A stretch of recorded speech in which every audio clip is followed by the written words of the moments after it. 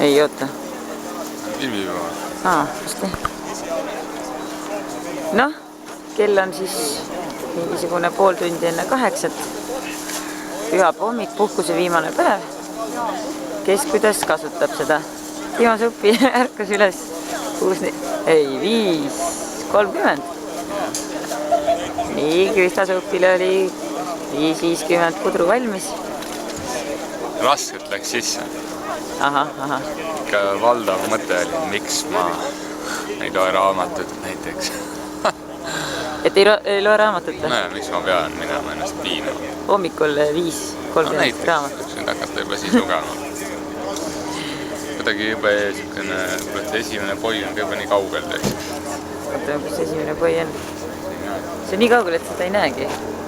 Näiteks on kiirabi on kohal. Väike on, tuleb vahepeal välja kirjadega. Vaatame, mis siin siis veel on. Külavõistlus. Isegi kommentaatoril pole võimu sees, aga ikka juhtub. Rallilehm on nummerdatud, ilus 40. Kõrvetati peale. See jääb nüüd tükiks ajaks. Raisk ei ole täna mingit tunnet.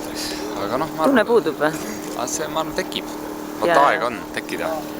Ma tean, millal see tekib. See tekib sellel hetkel, kui käib pauk. Võib-olla tõesti. Aga mis seal ikka? Varsti päev ka lipso selga ja läheb lahti.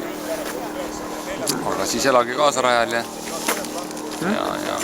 toetage siis raskel hetkel. Juni läheb raskeks midagi. Mitu rasket hetke tuleb, mis ennustad? Ma arvan 2. Ja millistel hetkedel, ma tean kohal olla? Ei tea. See jääbki teile avastuseks. Et paluks siis kohal olla. No üritan.